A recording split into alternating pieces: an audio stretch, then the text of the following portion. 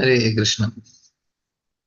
This is a wonderful session we have after every candle. This is such a nourishing one. It shows how deep devotees are and how they are meditating and helps us to learn from them how to meditate, what to take away. So everybody will not be able to do the same way, but by seeing others, we can learn. Oh, these are things we can meditate. So in that way, it is very helpful sessions to uh, attend because it will give a guidance to all of us. Yes, so we will continue our discussion on the Prabhupada's purpose, and these are actually very important points from Uddhava. How and Prabhupada actually gives very nice commentaries on this. And this is what Uddhava is saying. And this is a very nice way he is presenting. He's not telling Krishna left. He's telling Krishna dhumni nimloche grineshu ajagarenaha.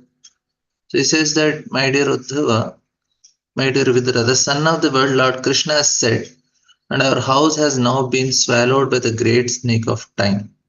What can I say to you about our welfare? So this is how he is presenting. He's telling the son of the world, Lord Krishna has said. He's using such a nice words. And so we were discussing yesterday about this topic about what is the real root of our distress is forgetfulness of Krishna. So all our attempts which we are making is to remember Krishna. And this sadhana is meant for that. It is that the formula of faith in Lord's justice and hope in His mercy. That is actually what is we all need. And we also should, uh, it's actually very important to understand of how Lord's inconceivable potencies, simultaneously oneness and difference, and the constant reflection on Lord's justice and His mercy is the very sadhana of gratitude. And then this is the shloka which is very famous from Bhagavatam, Brahmas Preristatenu Kampas Samikshaman. So this sadhana allows to gradually regain our sight and receive the Lord's darshan. So one who tries to feel Lord's mercy and justice every day of his life will be prepared for trials when they come. Duryodhana could not understand, but he could not comprehend, but Arjuna did. This we have discussed. And then we have seen that Krishna, he teaches the entire world. And he generously sends trials and difficulties into life, and they turn into great treasure for one who has that flip.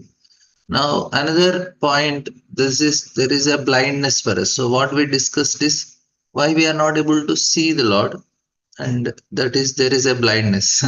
What is that blindness? The blindness is that what the high birth, Janma Ishvara Shuta Sribi, what Kunti Marani calls wealth, scholarship, beauty, brilliance.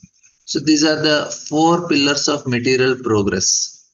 All the people aspire for them because of the illusion of security they create. That is the point here. Why people want good wealth? They know it gives me security. Good education gives security. And good birth also, if you are born in a very prestigious, the family itself take care of you. And then there is brilliance and beauty that also feel people feel secure because people love them. So if I look good, they feel people love me. And money gives some security. Relations, that is Janma, gives some security, and Aishwarya, wealth, strength, might, power, they give some. So all these things, they are actually at a level they provide security to the some extent, or and they help us to dissipate some fear, but they also affect the human consciousness in the same way as drugs and wines, because because they intoxicate a person. That's what Kunti Maharani says. All the materialistic men are mad after possessing all these material opulences, and this is considered as advancement of material civilization. Prabhupada also says. But the result of is that they become puffed up, like Yedamana Madapuman. That means there is a madness, and this is very dangerous. Therefore, noble birth or wealth or education, material happiness, they they are actually in one way not very favorable for spirituality most of the times. Some people are exception. Dangers and sufferings in this mental world are very sobering, while material success and prosperity are intoxicating. This is what happens. Like if you see some families, they have one of the children will be little mentally handicapped, and I have seen many of the families, like when we travel, there will be one child. I also had in our family one of our relative. So when we are with all of the people, they are with him. They are little sober. They understand this is what is reality in life, and that families, if you see, the way they look at the world is completely different, because that is they are seeing the reality day in and day out. So for them the reality is little different. They know it's not just enjoyment, because they all feel that responsibility. Even the small child in that family knows that responsibility, that I have to take care of this person in the family because he's little mentally disabled. So immediately that gives a different perspective for them. But whereas just success and prosperity, they are intoxicating and blinding.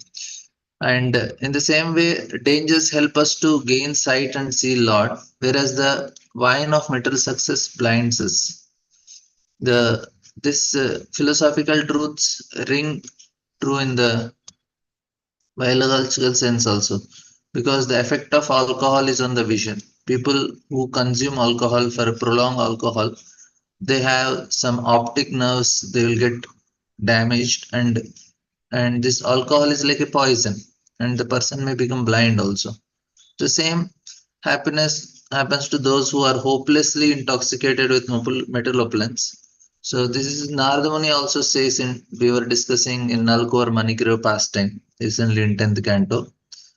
He says that this he curses Nalkor Manikiro. Then he says that, oh, these people are, they are proud of their wealth and they cause violence because they become blinded by their opulence, and therefore he says returning them to poverty is a proper ointment of their eyes, so that they may see the things properly. That's what he says. He says the poor person can realize how painful poverty is, and therefore he will not want to harm others. And why do people get blinded by success? So if you take a piece of clear glass and look through it, we can see the world. But if we take a glass and paint with some layer of silver, then we cannot see, but we see ourselves. Transparent glass becomes a mirror. But when we look at the world through the prism of our mind purified by gratitude, we see the reality of the God behind it. But when we look through the prism of our wealth and possessions, Janma Aishwarya, there is a thin layer of silver. Then we can see nothing but ourselves. So always we are self-centered, we focus on ourselves. We are not able to see the Lord. So such a self-focused person, he does not live in the real sense, because they only admire themselves. Now, poverty, it is not just external poverty. The poverty should be in the spirit. So the focus on the self and the habit of relying on our personal strength and uh, this abilities and all will not allow us to sincerely cry out for Krishna. That is the point. So the word, uh, it is explained that how Kunti says abhidhatum vai. It means to fully express about for Krishna, to cry for Krishna. It is not easy, and to expect complete sincerity from us, and only then manifest. Actually, the holy name manifests when we are sincere like that. Now, when Dusyasana tried to undress Draupadi in public, she first sought to protection from her husband's family elders, but did not call for Krishna. When she realized that nobody could help us, she prayed for Krishna. And she piteously prays. And after 13 years, Krishna tells that, "Oh, Draupadi, you cried out for me, oh Govinda. At that time, I was far from Hastinapur, but your cry make me a debtor. And ever since my debt has been growing, this feeling does not leave my heart." So Krishna feels indebted if somebody asks such a helplessly for his help, help. So Kunti also and all the Pandavas are here. Vidura, here we are seeing Uddhava. Everybody, Krishna feels indebted for them. And that's why when they say that, Are, you are feeling so much for Putana only, and you gave her such a position, then who came to kill you? But just because she rendered little service, you gave. Then what can give to the gopis?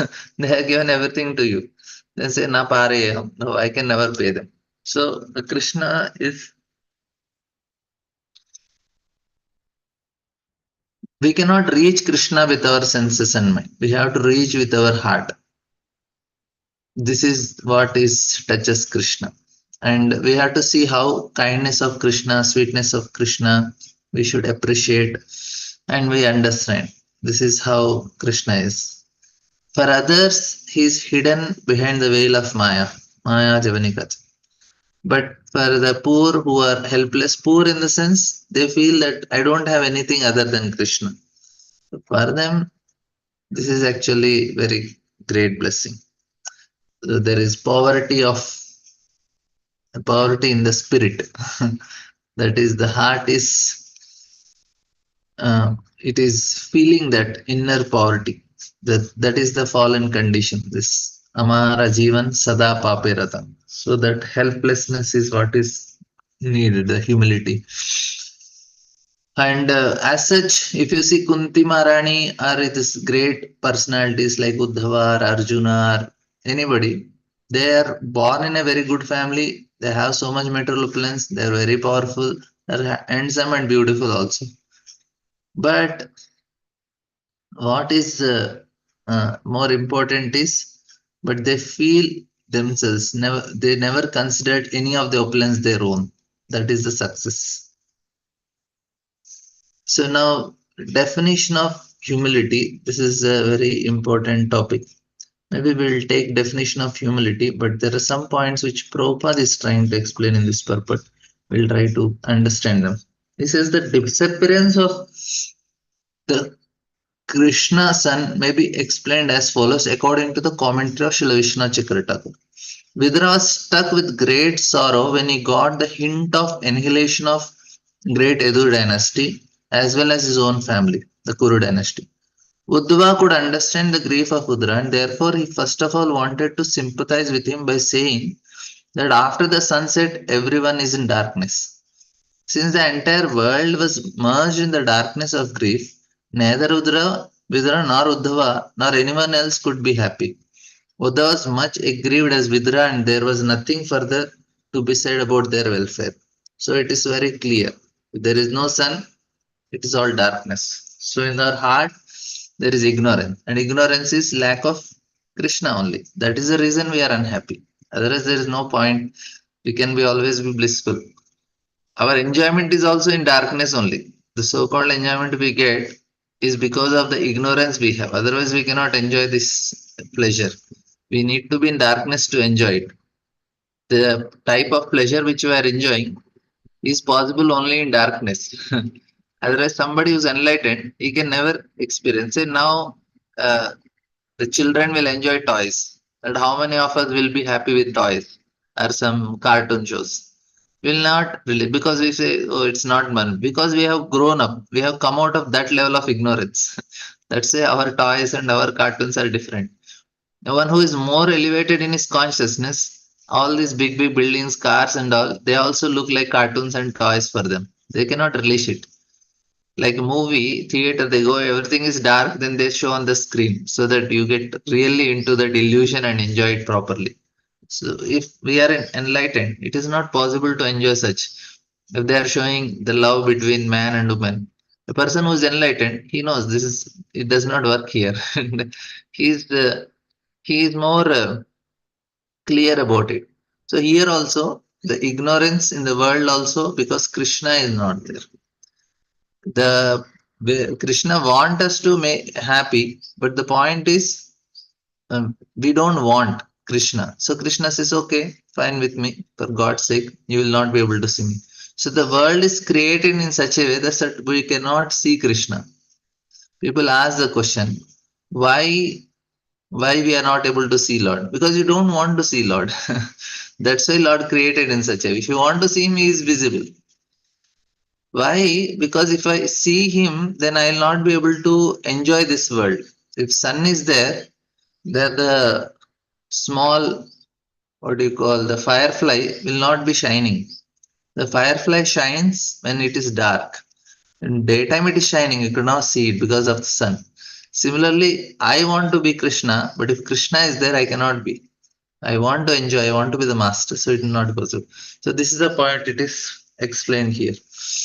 The comparison of Krishna to sun is very appropriate. As soon as the sun sets, darkness automatically appears.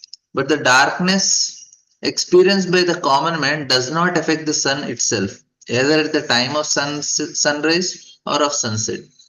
Krishna's appearance and disappearance are exactly like that of the sun.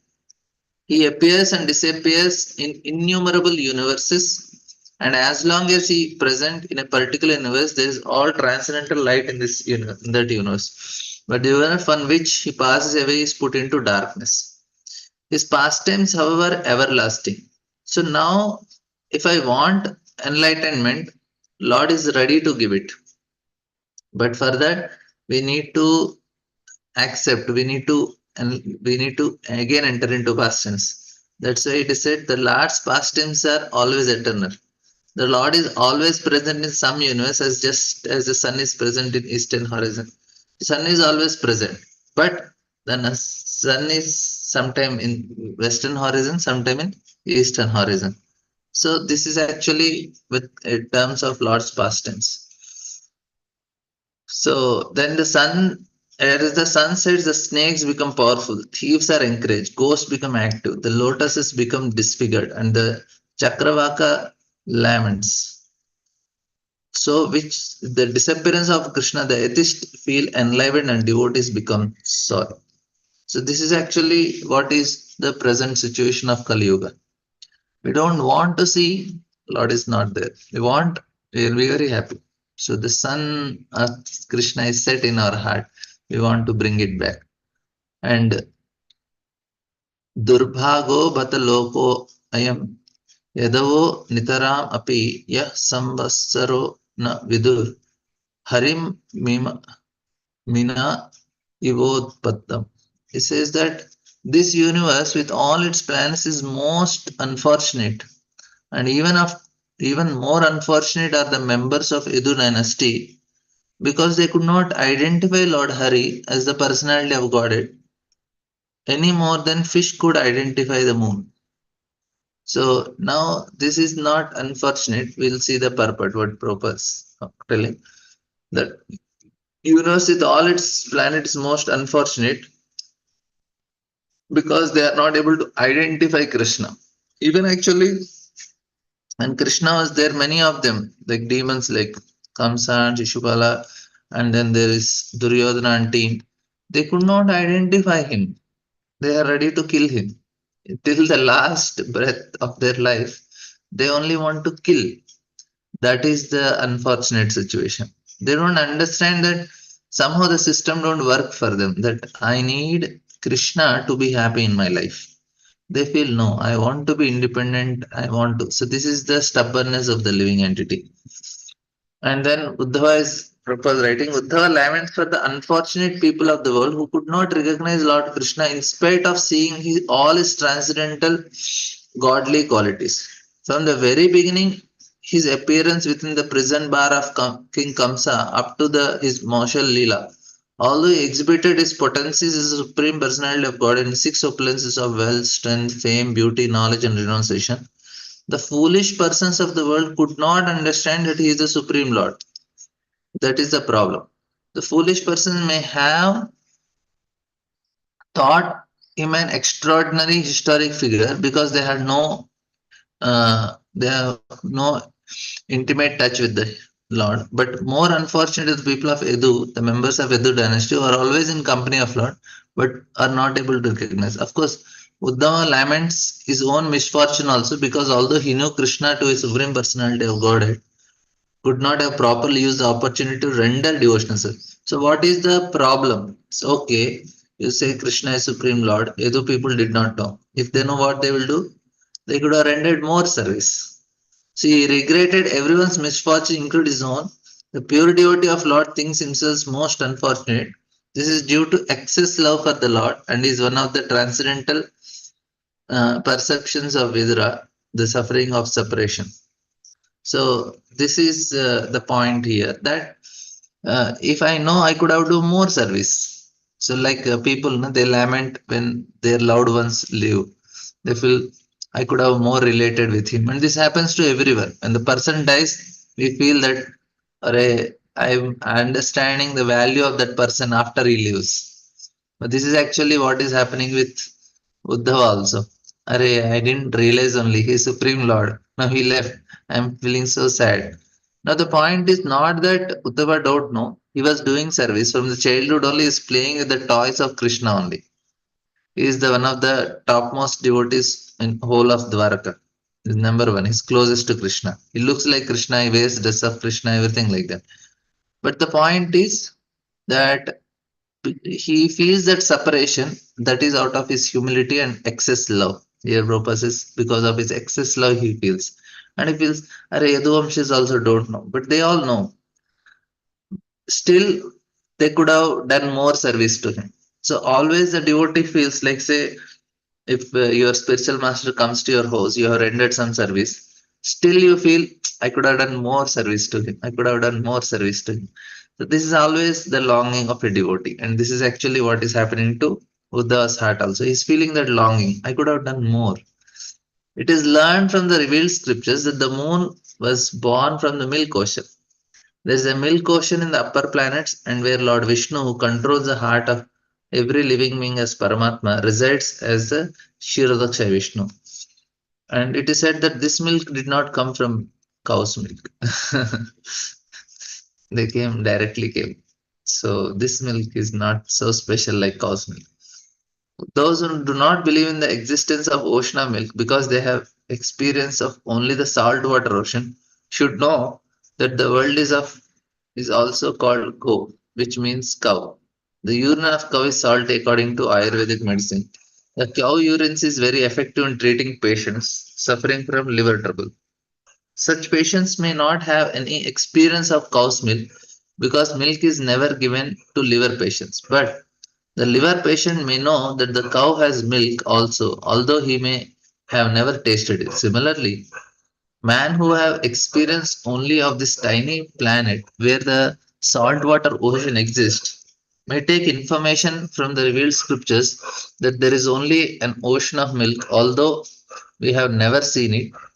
From this ocean of milk, the moon was born, but the fish in the ocean could not recognize that the moon has not another fish and was different from them. The fish took the moon to be one of them, or maybe something illuminating, but nothing more. The unfortunate person who do not recognize Krishna as are like such fish. They take him to be one of them, although a little extraordinary in opulence, strength, etc. This is a very nice analogy. First is about ocean of milk. We should also have this faith in the Shastra. Shastra says there is ocean of milk. It's so difficult to accept only. And it looks quite, where in the galaxies all our scientists are putting telescopes and seeing. But they are not able to see only. They are only seeing galaxies, galaxies, galaxies. and beyond there they don't see. But if you see the our we say seven oceans are there, seven islands are there. How to understand this? Actually, this is a different realm. It's a different dimension only. We are not able to see that dimension. Otherwise, whole south side, it should be the Jambudvipa only, because it is in this way. It is, we will not be able to see some planets and all. But the point is, like, the Meru mountain is so big, the sun is going that side. Why we are not able to? It is not blocking only sun, because the shadow of Mount Meru should cover whole earth. But it's not happening. So that means they are in a different dimension. We have to understand in that way. Otherwise, we'll never comprehend it. And then Prabhupada gives the example of the liver patient. We cannot understand the cow milk. So similarly, we should also know that we cannot understand certain things in this world. And then the important thing is like the cow, how a fish is thinking this moon is coming from the ocean, because of the churning of ocean of milk. The moon comes, but it is not that. So this is another example is given. And even last verse is Ingita Jnana Pura Prudha Eka Ramascha Satvata Vrishabham Sarve Bhuta Swam Amam Sata. Any questions on this? Okay. And the previous verse. Okay, we'll go to the next verse. Those were all experienced devotees, learned and expert in psychic study. Over and above this, they were always with the Lord in all kinds of relaxation, and still they were able to know Him only as one supreme who dwells everywhere. So they have some understanding. What Buddha is telling, they understand that He is Paramatma. In the Veda, it is said Supreme Lord or Paramatma cannot be understood simply by strength of one's erudition or power of mental speculation. Nayam Atma Pravachanena Labdya na Medaya na Bahuna Shrutena. This is from Kat Upanishad. He can be known, this is a very famous shloka from Kat Upanishad and Prabhupada quotes many times. He can be known only by one who has the mercy of the Lord. Those are all exceptionally learned and experienced, but in spite of their knowing the Lord as one of who lives in everyone's heart, they could not understand that is the original personality of God. So they, according to Uddhava, they have this Paramatma realization, not Bhagavan. This lack of knowledge was not due to their insufficient erudition, it was due to their misfortune. This is what in Vrindavan, however, Lord was not even known as Paramatma, because the residents of Vrindavan were pure unconventional devotees of Lord and could not think of him only as their object of love. They do not know that he is the personality of Godhead. The Yadus are the residents of Dwarka, however, could know Lord Krishna as Vasudeva or the super soul living everywhere, but not as the supreme Lord. As scholars of the Vedas, they verified the Vedic hymns Eko Deva Sarva Bhutati Vasaha Antaryami and Vrishninama Paradevata. The Yadus therefore accepted Lord Krishna as a super soul incarnated in their family and not more than that. So this is their understanding. Okay, any questions, comments? Till end here.